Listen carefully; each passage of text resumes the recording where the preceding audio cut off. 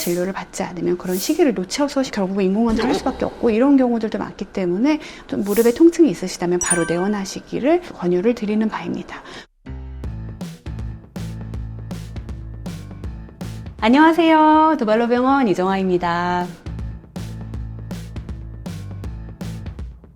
두 개의 뼈가 뼈 사이에서 움직임이 일어날 때 그 사이에 뼈에 붙어 있는 얇은 4-5mm 정도 되는 두께의 관절 연골이 있는데, 그 관절 연골이 평생 체중이 실리고 아니면 계속해서 움직이고 하면서 이 연골이 손상되면서 얇아지면서 떨어져 나오면서, 그게 이제 떨어져 나온 관절 연골 조각들이 염증 반응을 일으키면서 만들면서 퇴행성 관절염이라는 병명이 붙게 된 것이기는 한데요. 실제로 결국 한마디로 말씀드리면 관절 연골이 닳아서 얇아지는 병이 퇴행성 관절염이 되겠습니다.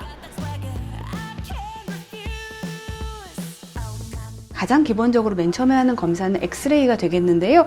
엑스레이에서는 사실 관절 연골이 보이냐 하면 엑스레이에서는 관절 연골이 보이지는 않습니다.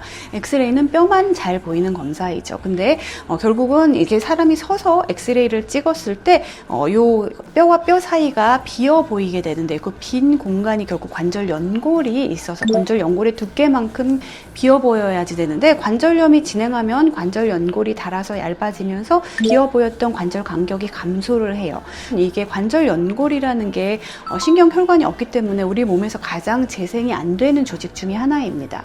우리 몸에서는 이런 손상에 대해서 잘못된 재생 반응으로 주변의 뼈가 더 자라게 돼요. 골극이라고 해서 관절염 초기 엑스레이 소견이고, 그러면서 그게 더 많이 진행을 하면 관절 간격이 좁아지는 것, 그리고 더 많이 진행하면 연골 아래에 있는 뼈에 변화가 생기면서 연골 하골에 낭종이 생기게 되거나 골절이 생기는 경우도 있고 하는, 그런 것은 이제 그렇게 관절염이 진행을 하게 되면 엑스레이에서 보이게 되기 때문에 퇴행성 관절염의 가장 기본적인 진단은 엑스레이가 되겠고요. 그 이외에 그 뼈를 좀 더 단층으로 잘 보기 위해서 CT를 하기도 하고, 그 주변의 연부 조직들, 그러면서 이 관절염을 유발시키는 연골판 파열이나 인대 파열, 아니면 다른 근육의 손상이나 이런 것들을 같이 보기 위해서 초음파 MRI까지도 시행하는 경우가 있습니다. 그리고 이제 엑스레이에서 보일 정도로 진행하지 않은 관절 연골의 부분적인 손상은 MRI로 진단할 수 있겠습니다.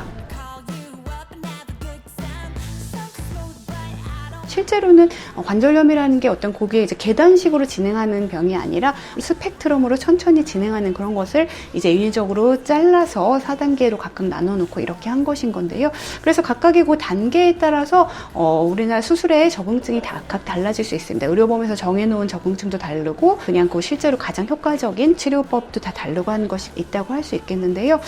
기본적으로 그냥 일반적인 말씀을 드리자면은 초기에는 많이들 얘기가 나오고 있고, 아직도 이제 연구 단계이고 좀 더 적극적으로 시행하고 있는 그런 단계인 것이 이제 줄기세포가 가장 초기에 보통은 먼저 해볼 수 있는 질병. 줄기세포도 사실 또 여러 가지가 있어서 자가골수 세포 이식술이라고 해서 자기 골반에서 줄기세포를 뽑아가지고 분리를 해가지고 간단하게 주사 정도로 만든 자가골수 세포 이식술 같은 무릎 주사인 것도 있고, 그 다음에 연골 두께가 전체적으로 다 닳았을 때 해볼 수 있는 줄기세포는 이제 타인의 제대혈에서 가지고 와서 하는 그런 카티스템이라든가 그런 줄기세포는 자가골수 세포 이식술보다는 조금 더 진행한 단계에서 하는 수술이 되겠고, 그 다음에 절골술, 흔히들 많이들 시행하는 수술, 우리나라 사람들은 오다리가 심하기 때문에 오다리의 문제는 체중이 내측에만 많이 실려서 생기기 때문에 더 이상 체중이 내측에 안 실리게 바깥쪽으로 실려주게 다리의 정렬을 교정해주는 수술인 절골 수술이 그 다음 단계에서 보통은 해볼 수 있는 수술이고, 우리나라 분들 같은 경우는 절골 수술과 줄기세포를 같이 하는 경우도 굉장히 많이 있고, 그게 가장 효과적인 경우도 굉장히 많이 있고, 이런 것들은 다 인공관절 전 단계의 수술인 거죠. 이런 것들을 했는데도 더 퇴행성 변화가 진행을 해서 엑스레이에서 사기가 되고 이제 연골이 하나도 안 남아 결국은 그런 단계에서는 관절을 다 잘라내고 인공으로 된 관절을 넣는 인공관절 수술이 가장 마지막 단계에서 시행되는 수술입니다. 신박하신 생각이 드는데 안 됩니다. 그러시면 안 됩니다. 네. 인공관절 수술이라는 것이 말기가 돼서 하는 수술인 거지 초기에 예방적으로 미리 인공관절을 넣는 수술은 절대로 아닙니다.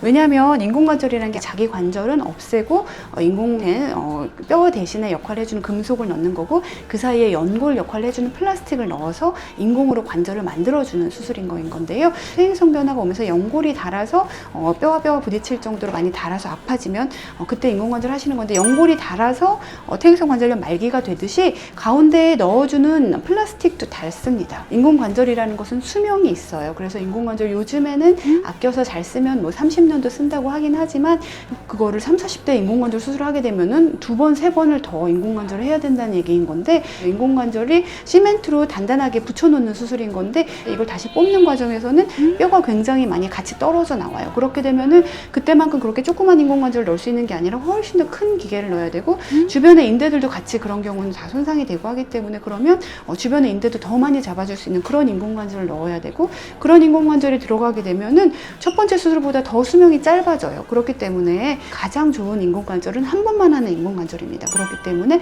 인공관절은 최대한 늦게 할수록 사실 좋고요. 물론 어쩔 수 없는 상황에서는 40, 50대 하는 경우가 드물게 있기는 하지만 인공관절의 수명을 생각했을 때는 최대한 60대 이후에 하는 것이 좋은 수술이고 그러니까 그 전 단계에서 어떻게 수술을 해서 어떻게 가능한 인공관절을 늦게 하느냐에서 개발된 수술들이 절골술, 줄기세포 수술, 관절연골 수술, 관절경 수술 이런 것들입니다.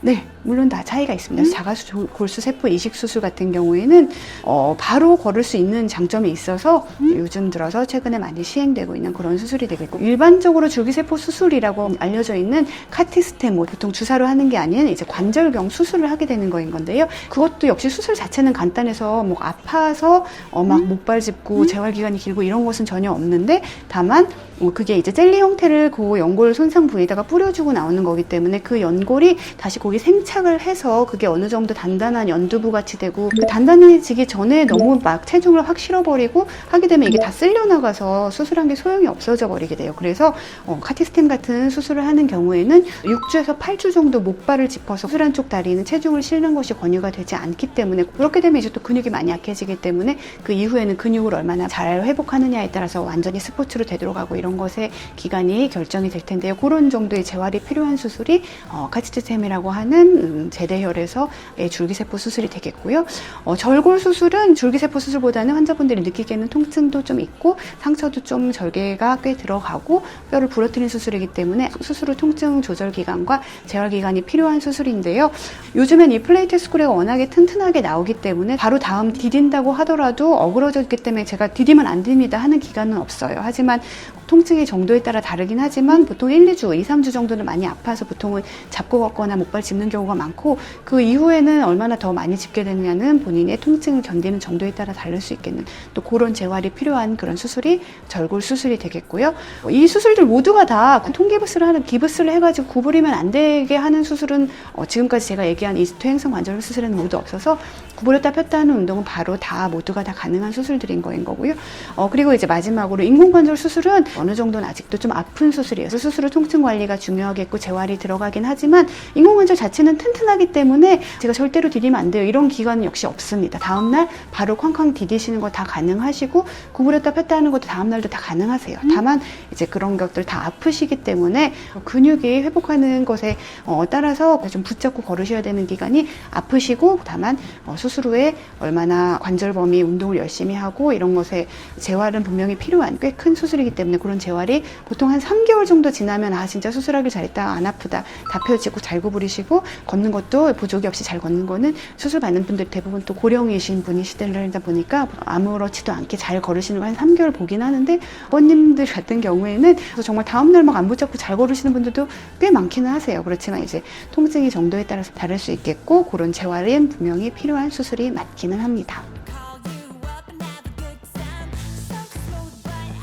요즘에는 퇴행성 관절염 수술도 인공관절 수술만 있는 것이 아니라 그 전 단계에 줄기세포도 절골술도 또 다양한 수술이 있고 또 수술적인 치료 말고도 그 전 단계에서의 적절한 약물 치료와 운동치료, 주사치료 이런 것들이 잘 있어서 적절한 시기에 무릎이 아프다고 하면 바로 병원을 내원하셔서 의사와 상담하시도록 하시고요. 빨리 병원을 방문하셔서 진료를 받지 않으면 그런 시기를 놓쳐서 결국 인공관절 할 수밖에 없고 이런 경우들도 많기 때문에 좀 무릎에 통증이 있으시다면 바로 내원하시기 진행하시기를 권유를 드리는 바입니다. 오다리 교정 수술이나 절골 수술 같은 경우에는 나이 제한도 있어요. 그래서 70세 미만이시면은 오다리 수술이 가능하지만 우리나라에서는 의료보험의 기준을 70세로 또 정해놔서 70세가 넘으신 분들은 그냥 인공관절 해라 이렇기 때문에 70세가 넘으면 또 하실 수 없고, 그런데 아직 인공관절 말기는 아니어서 인공관절 하기에는 좀 아까운 이런 분들이 70세 넘으신 분들도 요즘엔 진짜 100세시셔서 많거든요. 그러니까 그런 적절한 나이와 적절한 단계가 각각의 적응증이 있기 때문에 그런 시기를 놓치기 전에 무릎이 아프시다면 병원에 내원하셔서 진료를 받아보실 것을 권유를 드리는 바입니다. 지금까지 두발로 병원의 이정아 원장이었습니다.